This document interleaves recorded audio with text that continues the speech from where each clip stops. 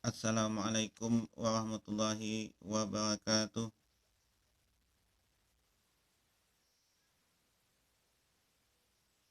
Alhamdulillahirabbil alamin.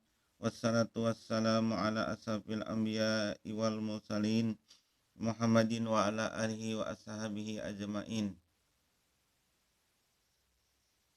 Ashhadu an la ilaha illallah wahdahu la syarikalah wa ashhadu anna Muhammadan abduhu wa rasuluh.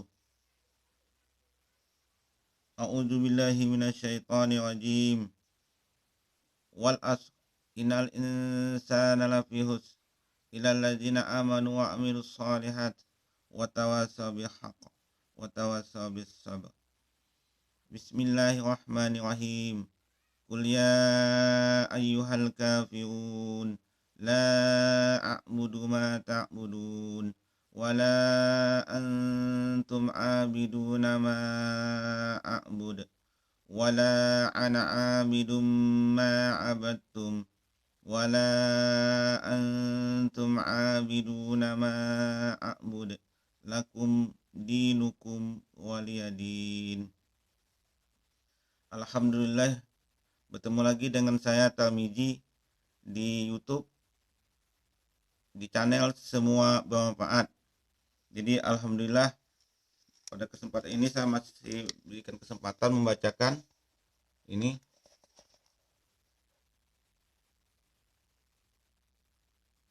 perkembangan pengobatan kesehatan klasik. Perkembangan kesehatan klasik. Pasal 2. Ad-din Islam, agama rahmatan lil alamin, sebagai petunjuk bagi seluruh isi kehidupan manusia, memberikan perhatian sangat besar pada dasar-dasar umum ilmu pengobatan. Banyak ayat Al-Quran yang membicarakan aturan-aturan umum tentang masalah-masalah pengobatan. Satu contoh, sebagaimana firman Allah Ta'ala dalam surat Al-A'raf ayat 31, wa kulu washrabu wala tusrifu, makan dan minumlah dan janganlah berlebih-lebihan. Jadi kata Ibnu Katsir dalam tafsirnya, sebagian ulama salaf mengatakan Allah Ta'ala telah menyatukan seluruh pengobatan dalam setengah ayat ini.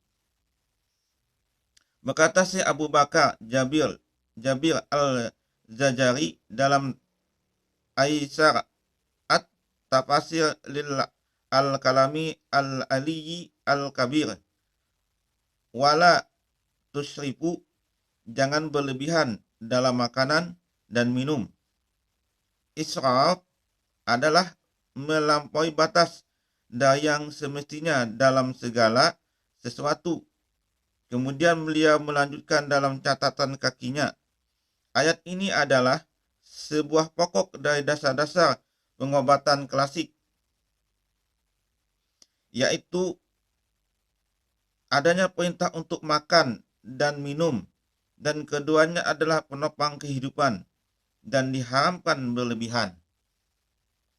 Sebab berlebihan dalam makan dan minum akan menimbulkan penyakit dan sebagainya.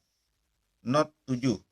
Untuk selengkapnya kami persilakan untuk melihat kitab tersebut agar banyak mendapat faidah. Begitu pula yang disebutkan oleh Imam Al-Qutubi dalam tafsirnya.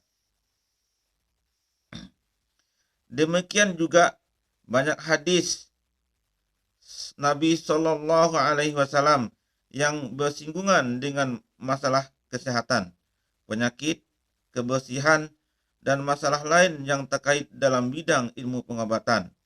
Dalam As-Sahihain terdapat riwayat dari Abu Al-Mutawakkil dari As-Sa'id Al-Hudri bahwa sesungguhnya seseorang datang kepada Nabi Shallallahu Alaihi Wasallam lalu berkata, sesungguhnya saudaraku mengeluh sakit perutnya. Dalam riwayat lain disebutkan banyak yang keluar dari perutnya, diare. Maka Rasulullah SAW bersabda, minumilah dia madu. Orang itu lantas pergi. Kemudian datang lagi dan berkata, saya telah memberinya minum, namun belum menyembuhkannya. Dalam redaksi lain disebutkan, tidak menambahinya selain mencait 2 atau 3 kali. Demikian ini berulang 2 atau 3 kali. Namun setiap kali datang, beliau Shallallahu Alaihi Wasallam tetap menyarankan kepadanya, minumilah dia madu. Pada kali ketiga atau keempat, beliau Shallallahu Alaihi Wasallam bersabda kepadanya, Sadaqallahu wa kajaba butuna ahika. Dalam Sahih Muslim disebutkan, sesungguhnya perut saudaraku rusak pencernaannya dan sakit lambungnya. Ibnu Qayyim, hadis tadi diriwayatkan oleh Imam Bukhari 10 atau 119, Imam Muslim 2217, Imam At-Tirmidzi 2082, dan Imam Ahmad 3-19 sampai 20. Demikian dalam Sahih Muslim disebutkan, sesungguhnya perut saudaraku rusak pencernaannya dan sakit lambungnya. Imam Ibnul Qayyim berkata, sabda Rasulullah Shallallahu Alaihi Wasallam, Sadaqallahu wa kajaba butuna ahika, memberikan isyarat terwujudnya manfaat obat ini dan bahwa tetapnya penyakit bukan dikarenakan ketidakmampuan obat, akan tetapi karena kebohongan perut dan banyaknya materi yang rusak yang ada dalamnya. Maka beliau memerintahkan berulang kalinya obat karena banyaknya materi-materi yang rusak. Pengobatan Nabi tidaklah seperti pengobatan para pengobat, karena pengobatan beliau Sallallahu Alaihi Wasallam bersifat mutlak, dapat dipercaya.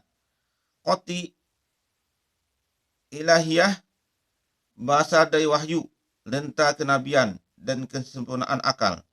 Sementara pengobatan lainnya kebanyakan diambil dari dugaan, prasangka, dan eksperimen.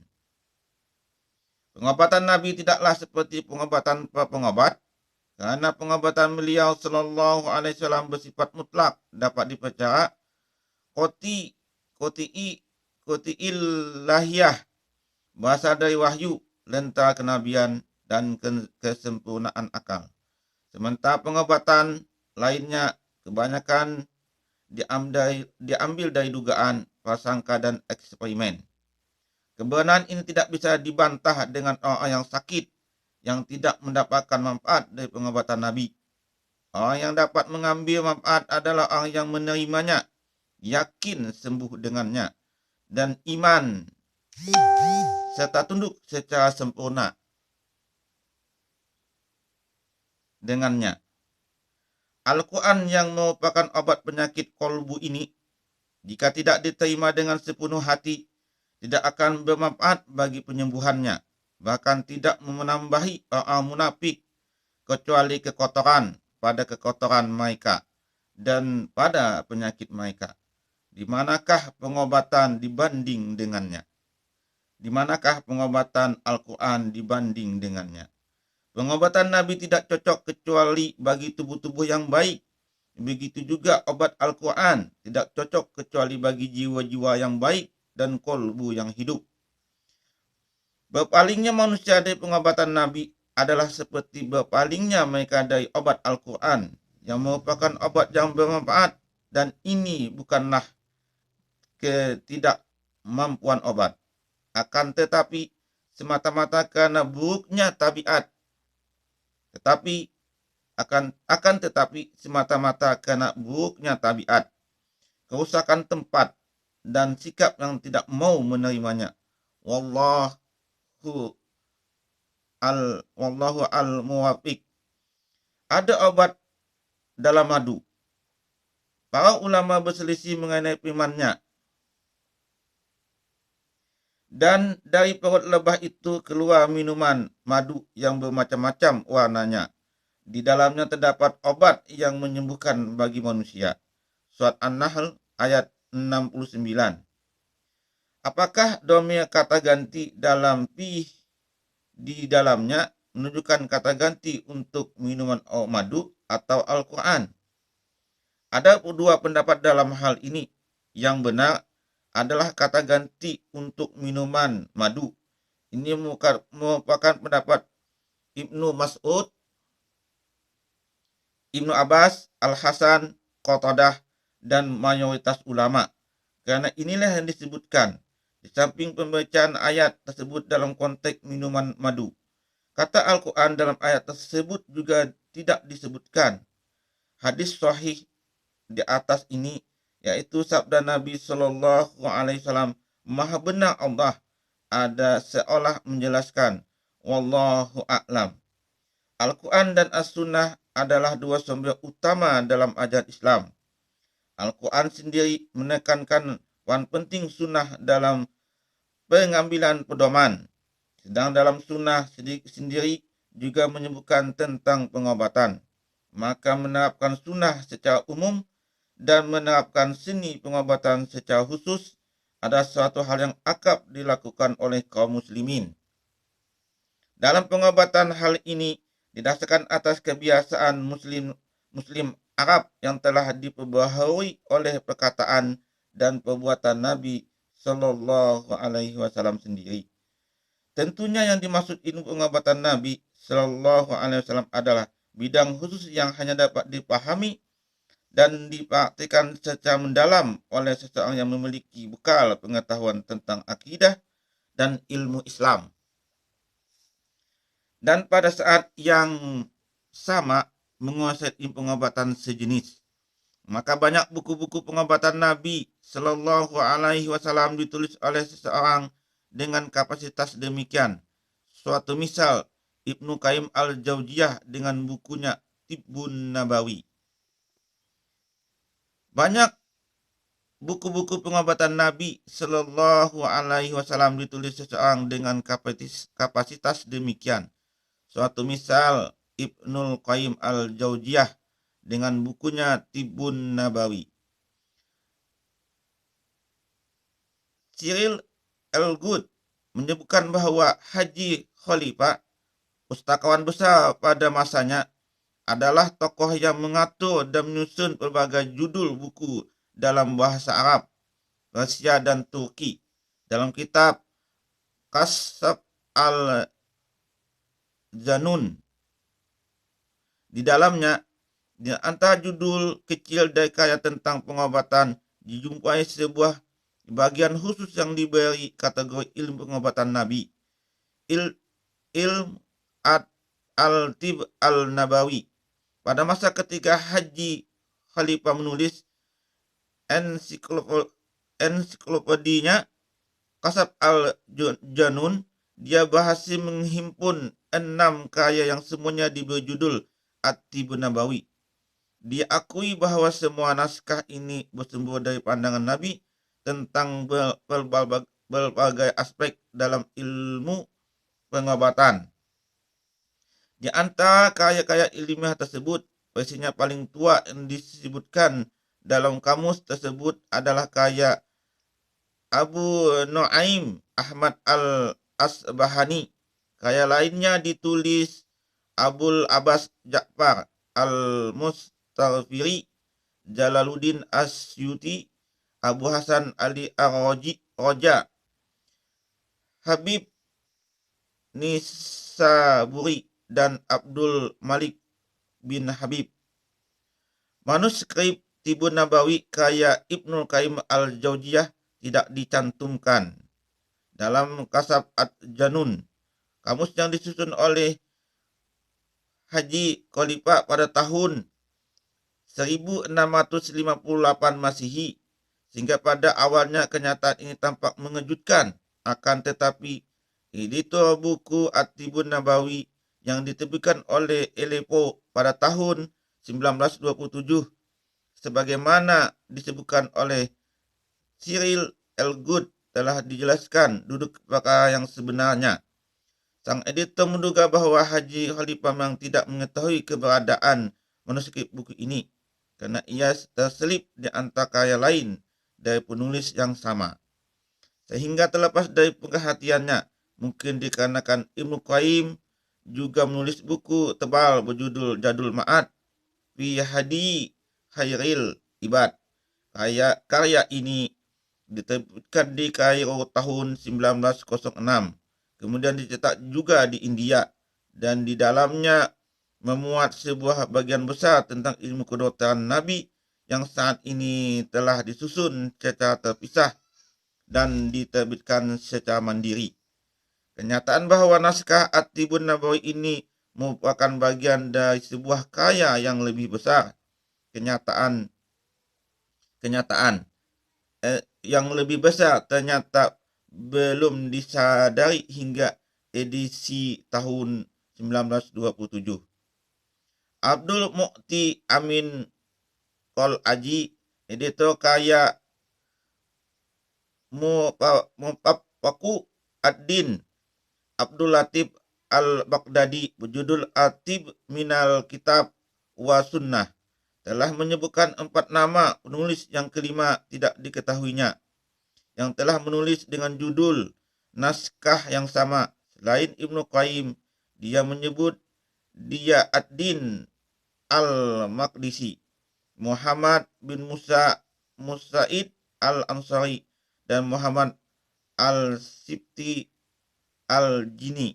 Dalam catatan tambahan pada salah satu artikelnya tanpa keterangan tanggal tentang ilmu pengobatan Nabi Shallallahu Alaihi Wasallam. Cyril Elgood telah melaporkan 2 karya lain, yaitu Asir Al-Mustafa fi Tib An-Nabi oleh Nurdin Abu Hasan Ibnu Jajar di nomori 3335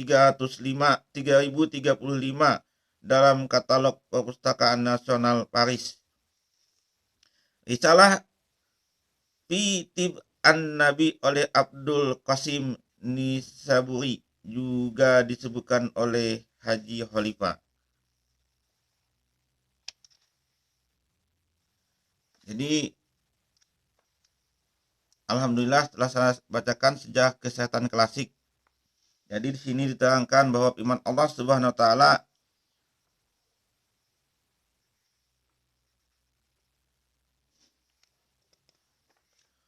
wa kulu washrabu wala tusrifu. Jadi hendaklah kita memperhatikan apa yang kita makan dan apa yang kita minum. Semoga memberikan manfaat kepada tubuh jasad kita. Apa yang saya sampaikan ini yang benar daripada Allah Subhanahu wa taala. Apa yang salah adalah kehilapan dan kebodohan saya sendiri. Kepada Allah saya mohon ampun. Subhanakallahumma wa bihamdika asyhadu an la ilaha illa anta astaghfiruka wa atubu ilaik. Assalamualaikum warahmatullahi wabarakatuh.